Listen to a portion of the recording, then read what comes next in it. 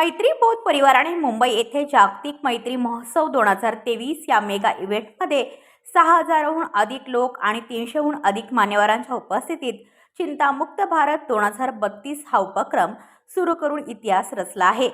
या विशाल प्रकल्पासाठी महाराष्ट्राचे मुख्यमंत्री माननीय श्री एकनाथ शिंदेजी यांनी एका विशेष संदेश पाठवून मैत्रीबोध परिवार आणि त्याचे संस्थापक मैत्रीय दादाश्रीजी यांचे कौतुक केले आणि पाठिंबा दर्शवला।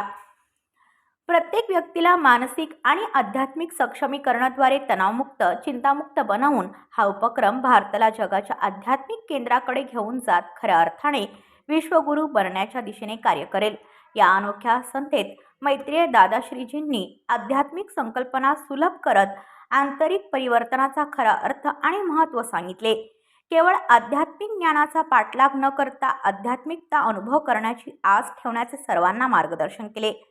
आगामी वर्षासाठी मैत्रीय दादाश्रीजींनी मानवतेला पुन्हा एकदा कठीण काळातून सहजतेने मार्ग काढण्यासाठी परिवर्तनाचा मार्ग निवडण्याचे आवाहन केले आहे। भारताच्या या नव्या पहाटेचे स्वागत करण्यासाठी समाजातील विविध विभागातील मान्यवर पुढे आले।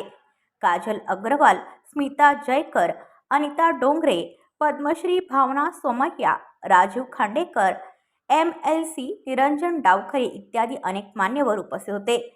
तणावमुक्त जीवन हे आता सर्वांनी अनुभव करण्याजोगे सत्य बनले आहे। हम जब ये सोचते हैं कि अच्छा व्यक्ति बनना आसान तो है पर बन नहीं पा रहे।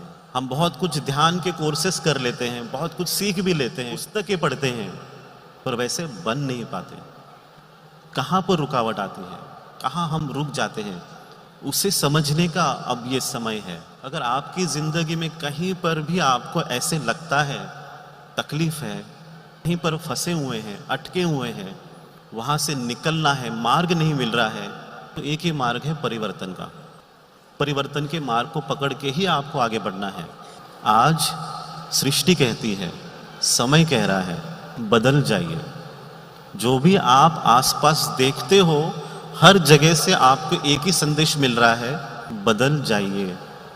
आप अगर नहीं बदलेंगे तो चिंता का अनुभव, त्रस्त होने का अनुभव, दुख, पीड़ा, दर्द, इसमें जाने का अनुभव बढ़ने वाला है।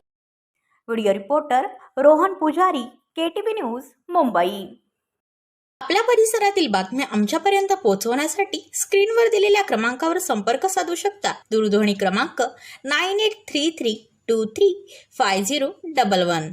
त्याचप्रमाणे अधिक माहितीसाठी स्क्रीनवर दिलेल्या KTV न्यूजच्या ईमेल ID वर देखील संपर्क करता येईल।